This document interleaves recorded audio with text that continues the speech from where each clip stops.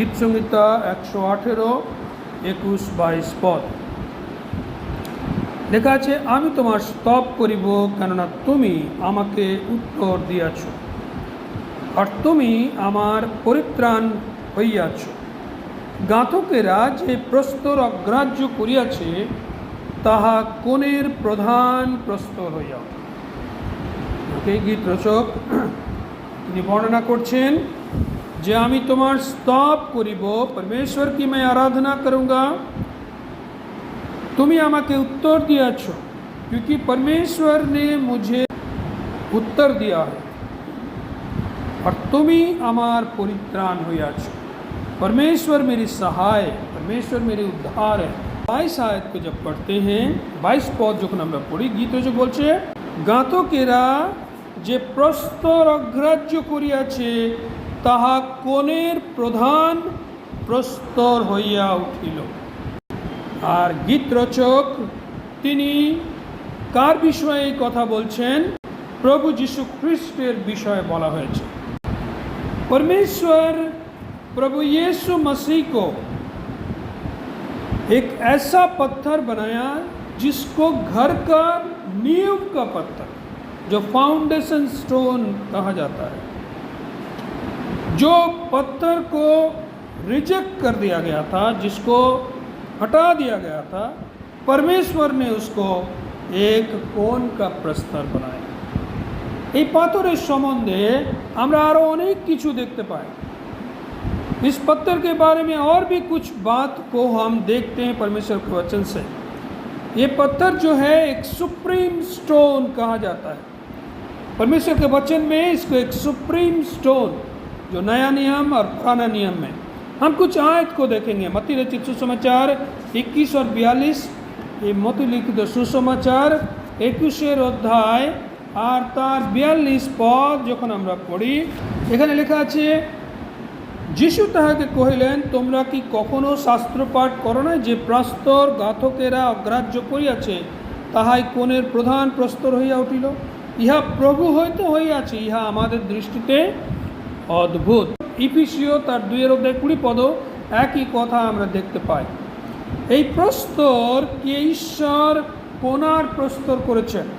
দ্বিতীয়ত যখন আমরা প্রেরিতের 4 অধ্যায় 11 পদ পড়ি, प्रेरितों का पुस्तक उसका 4 का 11 आयत जब हम पढ़ेंगे, তিনি সেই প্রস্তর যাহা গাঁথকেরা যে আপনাদের দ্বারা অবজ্ঞাত হইয়াছিল, তাহা কোণের প্রধান প্রস্তর হইয়া উঠিল। इसको कहा जाता है हेड स्टोन। সখরীয় 4 অধ্যায় 7 পদ আমরা দেখতে পাই। তারপরে এই পাথরের বিষয়ে আরো কি বলা হয়েছে? প্রথম করন্থীয় 10 অধ্যায় 8 তার 4 পদ লেখা আছে কি, আর সকলেই এই আত্মিক পেয় পান করিয়াছিল, কারণ তাহারা এমন এক আত্মিক শৈল হইতে পান করিতেন, যাহা তাহাদের সঙ্গে সঙ্গে যাইতেছিল, সেই শৈল হচ্ছে খ্রিস্ট। यहाँ भी एक पत्थर के बारे में लिखा है, जिस पत्थर चट्टान पत्थर जिसको कहा जाता है, और इस चट्टान पत्थर के बारे में लिखा है कि उसको मारा गया था। जब हम पुराना नियम को पढ़ेंगे तो वहाँ पे जब मूसा को जब पानी नहीं मिल रहा था इस्राएल जाति के बीच में, तो परमेश्वर ने मूसा को कहा, तुम जाके उस पत्थर को क्या करो, लाठी से मारो, और क्या करेगा, पत्थर तुमको पानी देगा। और एक बार इस घटना हुआ, मूसा जब इस्राएल जाति को जब पानी नहीं मिल रहा था, तो परमेश्वर ने बोला मूसा को कि तुम जाके उस पत्थर को बोलो। तो 2 हिस्ट्री हम देखते हैं, 2 कहानी। एक कहानी में पत्थर को मारने के लिए कहता है मूसा को, एक कहानी में पत्थर को बोलने के लिए कहता है कि तुम पानी दो। इस दोनों आयत को जब हम पुराना नियम नया नियम में जब आप आते हैं, इस अंश में 1 कोरिन्थी 10 अध्याय और उसका 4 आयत में, यहाँ पे उसी पत्थर के बारे में बताया गया है जिसके द्वारा इजराइल जाति को पानी मिला था। और उस पत्थर कौन था उसके बारे में साफ साफ लिखा है। क्या लिखा है, আর সকলে সে একই আত্মিক পেয় পান করিয়াছিল, কারণ তাহারা এমন এক আত্মিক শৈল হইতে পান করিতেন যাহা তাহাদের সঙ্गे সঙ্गे যাইতেছিল। उस आत्मिक पत्थर जो था वो उनके साथ साथ चलता था, और वो किसके बारे में बताता है, यीशु मसीह के बारे में। यीशु मसीह को पहले बार क्या किया था, उनको मारा गया था, उनको छेदा गया था, उनको क्रूस पर चढ़ा दिया गया था। और जब हम दूसरे बार हम देखते हैं, वचन कहता है कि तुम उससे मांगो तो वो तुम्हें उद्धार देगा। দ্বিতীয় বার আমরা দেখি, প্রথমবার তাকে ক্রুশে বিদ্ধ করা হয়েছিল এবং তার হাতে পায়ে প্রেত বিদ্ধ করা হয়েছিল, আর তারপরে দ্বিতীয়বার মানুষকে বলা হচ্ছে যে তোমরা তার কাছে চাও তো তোমাদেরকে তিনি উদ্ধার দেন, আর তাকে মরতে হবে না, কারণ তিনি একবারের জন্যই क्रूस ऊपर मारा गया। प्रभु यीशु मसीह एक बार ही क्रूस पर मारा गया था और दूसरे बार वो नहीं मरेंगे। एक बार मरने के कारण जितने लोग दुनिया में हैं सारे लोग प्रभु यीशु मसीह से उद्धार पा सकता है। वो पत्थर, वो चट्टान है जिसके द्वारा हमें क्या मिला है, उद्धार का पानी मिला है, उद्धार मिला है। तो हम इस अंश में देखते हैं कि एक स्मिटन स्टोन यानी कि जिसको मारा गया था वो पत्थर यहाँ पे बताता है। और भी एक अंश है जिसको हम पढ़ेंगे, पहला कोरिन्थी उसका 1 अध्याय 23 आयत में। प्रथम कोरिन्थियो 1 अध्याय 23 पद, किन्तु आम्रा क्रूसे हत ख्रिस्टके प्रचार करी তিনি জিহুদীদের কাছে বিঘ্ন ও পরজাতিদের কাছে मूर्खता स्वरूप। स्टम्बलिंग स्टोन क्यों कहा जाता है यीशु मसीह को स्टम्बलिंग स्टोन, क्योंकि यहूदी लोग जो सोच रहे थे वो यीशु मसीह उनके परिकल्पना को कामयाब नहीं होने दे रहा। यीशु मसीह के वजह से यहूदी लोग अन्याय को नहीं कर सकते थे, और इसीलिए प्रभु यीशु मसीह उसके लिए एक विघ्न का कारण हो गया, स्टम्बलिंग स्टोन হয়ে গেছিল। যারা পাপ করে তাদের জন্য যিশু খ্রিস্ট একটা স্টাম্বলিং স্টোন বা বাধাজনক পাথর।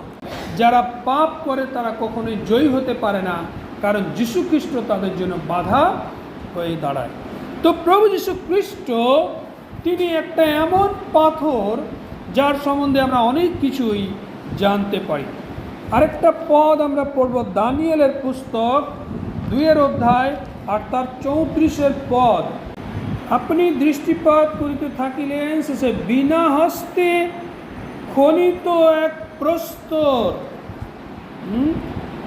সেই প্রতিমার লৌহ ও মৃন্ময় 2 চরণে আঘাত করিয়া সেগুলি চূর্ণ করিল। क्रशिंग स्टोन, चूर करने वाला पत्थर है। प्रभु यीशु मसीह एक ऐसा पत्थर है जो हमारे जीवन को चूर करता है, हमारे घमंड को चूर करता है, हमारे स्टबर्ननेस को चूर करता है। प्रभु यीशु ख्रिस्ट एमन पाथर जेटा की करे आमादेर अनेक विषय के भेंगे चूरमार कर देय। तो क्या क्या बात हम लोगों ने देखा प्रभु यीशु मसीह के बारे में। वो कैसा पत्थर था, वो कॉर्नर स्टोन था, कोने का पत्थर, कोनार पाथर। प्रभु यीशु ख्रिस्ट कोनार प्रस्तर। तारपरे আমরা দেখলাম তিনি হচ্ছেন প্রধান প্রস্তর। তারপরে আমরা দেখলাম যিশু খ্রিস্ট হচ্ছেন খনিত প্রস্তর, ওকে, স্মিটেন স্টোন। তারপরে তার সম্বন্ধে আমরা দেখলাম যিশু খ্রিস্ট এমন পাথর তিনি চুরমার করেন। এবং ফাইনালি আমরা দেখব প্রথম পিতর 2 অধ্যায় 4 থেকে 7 পদ। লেখা আছে, তোমরা তাহারই নিকটে মনুষ্য কর্তৃক অগ্রাহ্য ঈশ্বরের দৃষ্টিতে মনোনীত ও মহামূল্য জীবন্ত প্রস্তরের নিকটে আসিয়া জীবন্ত প্রস্তরের ন্যায় আত্মিক গৃহরূপে গাঁথিয়া তোলা যাইতেছে, যেন পবিত্র যাজকবর্গ হইয়া যীশু খ্রিস্ট द्वारा ईश्वरेर ग्राह्य आत्मिक बलि उत्सर्ग करिते पारो। और फाइनली हम देखते हैं जिसको कहा गया प्रेशियस स्टोन, यानी कि जीवित पत्थर, लिविंग स्टोन। এখানে লেখা আছে মনুষ্য কর্তৃক অগ্রাহ্য কিন্তু ঈশ্বরের দৃষ্টিতে মনোনীত ও মহামূল্য জীবন্ত প্রস্তরের নিকটে আসিয়া जीवंत प्रस्तरेर न्याय। एक समय हम और आप भी मरे हुए पत्थर थे, हमारे जीवन में कोई जान नहीं था। हम भी एक ऐसा पत्थर था जिसका जीवन एक सच में पत्थर की तरह था। प्रस्तर कठिन मन हृदय पाथरेर मतो, किन्तु आमरा जखन जीवंत प्रस्तरेर काछे एलाम, ख्रिस्ट जीशुर काछे एलाम, जब यीशु मसीह के पास आया, उसने क्या किया? हमको तोड़ा, हमको क्रश किया, हमको एक नया रूप दिया, हमको बनाया, हमको प्रेशियस किया, हमको चूज किया, আমাদেরকে বাঁচলেন, আমাদেরকে তৈরি করলেন, জীবিত করলেন, আর তিনি আমাদেরকে কি করলেন? তার মণ্ডলীর কার্যে তিনি আমাকে বসালেন। এখানে লেখা আছে আত্মিক গৃহরূপে গাঁথিয়া তুলিলেন। যখন সলোমন নিজের মন্দির তৈরি করছিল, তখন পাথর কোথা থেকে আসতো? অন্য কোনো জায়গা থেকে কেটে আনা হতো, সেইখানেই পাথরটাকে কাটা হতো, সেইখানে পাথরটাকে তৈরি করা হতো, সাইজ করা হতো এবং সুন্দর করে প্রস্তুত করে আর সেই পাথরকে নিয়ে এসে मंदिर खाली बसाना। ठीक इसी प्रकार परमेश्वर ने हमें रेडी किया, हमें तैयार किया, हमें तोड़ा, हमें बनाया, हमें साइज किया और उसके मंदिर में हमको बैठा। आज हम जितने भी लोग हैं, आज আমরা যতজন আছি, প্রভু আমাদের কি করেছেন? প্রস্তুত করে তার কাছে নিয়ে এসেছেন, সো দ্যাট আমরা কি করি? তার महामूल्य जीवंत प्रस्तर काछे से हम तार आराधना करें। और इसीलिए हम जब अपने जीवन के बारे में सोचते हैं तो हम धन्यवाद देते हैं प्रभु को कि परमेश्वर हमें इस लायक बनाया, আমাকে প্রভু এমন তৈরি করেছেন যেন আমি তার আরাধনা করি, কারণ আমি একটা পাথরের মতন ছিলাম। আমাদের মধ্যে কোনো জান ছিল না, কোনো প্রাণ ছিল না। There was no life within me, हमारा कोई जीवन नहीं था। परमेश्वर ने हमें देखा, पड़े हुए थे, गिरे हुए थे, नालायक थे और रिजेक्टेड थे, कोई भी हमें पूछने वाला नहीं था।